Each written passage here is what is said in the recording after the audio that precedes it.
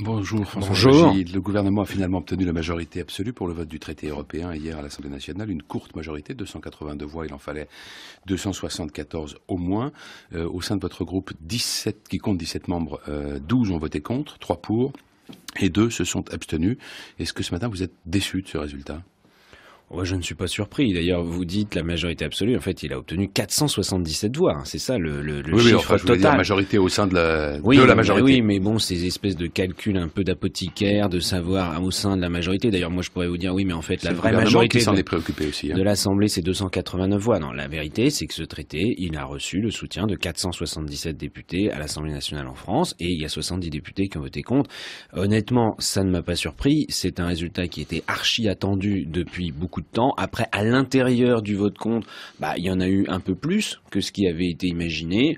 Voilà. Est-ce que d'ailleurs la question serait plutôt est-ce que l'Assemblée nationale est à l'image de la France et des sentiments, des opinions des Français aujourd'hui par rapport à ce traité? Je n'en suis pas totalement sûr au vu de la proportion de vote oui, mais honnêtement, ce n'est pas une surprise, c'est fait, et j'ai envie de dire heureusement, on va enfin pouvoir passer à autre chose. Oui, c'est bon débarras en fait, c'est ça. Je crois que c'était un sujet qui empoisonnait un peu inutilement la vie politique française, d'abord, et notamment au sein de la majorité, disons-le. D'abord parce que ça traînait en longueur et qu'on avait un drôle de feuilleton où l'épisode du jour était exactement le même que l'épisode du jour précédent, donc c'est pas très intéressant. Alors, vous n'avez pas totalement fini tout de même, puisque aujourd'hui il y a la loi organique sur ce traité qui va être examinée à l'Assemblée nationale, et là il va falloir vous nous expliquer, puisque vous avez voté contre le traité, mais vous vous apprêtez à voter aujourd'hui pour la loi organique, qui est la loi qui va permettre de mettre ce traité en œuvre.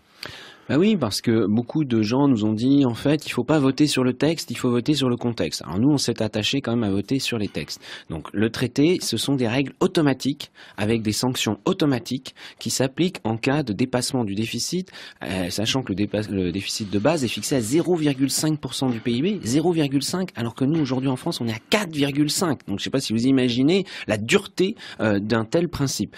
Dans la loi organique, finalement, le paradoxe, c'est que là, la seule mesure automatique, c'est que le Haut Conseil des finances publiques qui est créé pour surveiller un peu les choses n'aura que le pouvoir de donner un avis. Alors moi je veux bien qu'un Haut Conseil donne des avis, ça ne me gêne pas du tout, dans la mesure où il ne se substitue pas au Parlement pour décider de la politique budgétaire et fiscale de notre pays. Donc la deuxième chose que l'on pouvait craindre, c'est que le Conseil constitutionnel puisse un jour dire tel projet de budget, on le rejette, on l'annule parce qu'il n'est pas conforme à la loi organique. Et là, il n'est pas question de rentrer dans cette logique-là. Le ministre de l'économie l'a très clairement dit dans tous les débats. Mais vous êtes un parti fédéraliste, vous n'aurez rien contre l'idée que Bruxelles puisse donner ce genre d'avis sur les budgets nationaux. Mais si nous sommes un parti fédéraliste, c'est parce que nous pensons que l'on peut faire des choses au niveau européen, mais avec une construction politique, et une construction politique fondée sur un minimum de démocratie. Pour nous, le lieu de la démocratie en Europe, c'est le Parlement européen. Et sur le maintien d'une part de souveraineté pour les États aussi ? Un mélange des deux, bien sûr, puisque sur la question budgétaire, en effet, il faudrait une coordination des politiques budgétaires qu'il n'y a pas aujourd'hui. Et aujourd'hui, le paradoxe, c'est qu'on se retrouverait avec une austérité appliquée de façon aveugle et généralisée, au lieu justement d'avoir une coordination qui permettrait de dire, dans certains pays, oui, il faut aller peut-être assez vite dans le rétablissement des comptes parce qu'il y a une urgence, puis dans d'autres, au contraire, on peut faire une politique qui permettra de relancer l'activité, et sur l'ensemble de l'Europe, on aurait quelque chose qui ne nous mènerait pas tout droit à la récession. Est-ce que vous êtes pour ou contre le contrôle par Bruxelles des budgets nationaux avec droit de veto ? Nous sommes pour une coordination budgétaire si la Commission européenne était responsable devant le Parlement européen. S'il y avait même simplement un ministre de l'économie et des finances. On en parle depuis longtemps, vous savez bien, la gouvernance de la zone euro. D'ailleurs, le G de TSCG, c'était le G de gouvernance. La gouvernance d'une TSCG, nous n'en voulons pas parce que c'est la Commission et la Cour de justice. Alors que nous souhaiterions que ce soit des instances responsables devant le Parlement européen. Et ça, tant que ce ne sera pas le cas, on ne pourra pas avoir quelque chose qui soit imposé aux États comme c'est prévu dans le TSCG. Vous voterez dans quelques jours à l'Assemblée nationale la loi de finances 2013 sans état d'âme, malgré le fait qu'elle soit tout de même établie dans l'objectif de respecter les critères du traité européen de stabilité ? Nous avons dit, lorsqu'il y a eu débat d'orientation budgétaire en juillet, que nous étions un petit peu sceptiques sur le dogme des 3%. C'est vrai que cette idée selon laquelle il faudrait franchir des marches sans pouvoir en discuter en fonction de la conjoncture, c'est quelque chose qui me semble économiquement contestable. Mais en revanche, l'idée qu'il faut s'inscrire dans une trajectoire de réduction des déficits, oui, nous le partageons. partageons. Et j'ai envie de dire traité européen ou pas, parce que ça c'est une nécessité pour la France qui a trop longtemps vécu avec des déficits trop importants. Et il y a un moment où il faut bien arrêter. Et puis les choix que nous faisons pour cela, ce sont des choix que nous partageons avec le gouvernement, c'est-à-dire de frapper davantage les plus hauts revenus ou les plus gros patrimoines. On voit bien que ça suscite des débats, mais c'est ça le vrai débat, c'est ensuite sur qui porte l'effort. Le dernier rapport du FMI n'est pas très optimiste pour la France. Selon ses prévisions, le PIB français devrait progresser d'à peine 0,1% cette année et 0,4% l'année prochaine. C'est beaucoup moins que le rythme de croissance retenu par le gouvernement. Et le FMI prévoit aussi que les objectifs en matière de déficit ne seront pas respectés, notamment les 3% en 2012. Donc il faut revenir, d'ailleurs le FMI le dit à demi-mot, il faut peut-être envisager de revenir sur ce critère-là. Vous êtes favorable à ça? Est-ce qu'il y a un débat au niveau européen sur cette question-là? Oui. Est-ce que vous souhaitez que la France le demande? Parce que Jérôme Cahuzac l'autre fois a dit pourquoi pas un débat, mais nous on ne demande rien.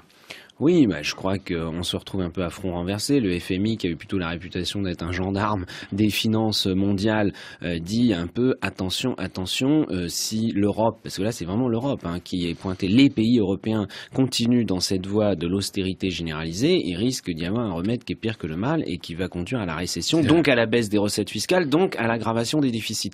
Donc c'est vrai que la question des 3%, moi je pense que la réalité économique nous rattrapera. Et je pense que même l'Allemagne, qui se montre assez intransigeante en la matière, sera obligée de reconnaître lorsque sa propre économie souffrira de la faiblesse de ses voisins, qu'il faut assouplir ces critères. Il y a peut-être encore que le Premier ministre finlandais, qui était en France la semaine dernière, qui lui dit que c'est bien qu'une politique aggrave encore la situation économique. Mais je pense qu'il se retrouvera un peu tout seul. Au final, à quoi servira votre vote non au traité européen? À pouvoir dire peut-être dans quelques mois, vous voyez bien que nous avions raison? C'est une façon de prendre date, oui. Moi, je l'ai dit depuis un moment. Je pense que c'est sain que dans notre majorité, en France, il y ait des voix qui disent, bon, écoutez, on ne va pas en faire l'alpha et l'oméga de la vie politique française et européenne, contrairement à Mélenchon par exemple, mais on aura émis quand même une petite mise en garde, et je pense d'ailleurs que c'est un peu ce qui se passe aussi en Allemagne d'une autre façon.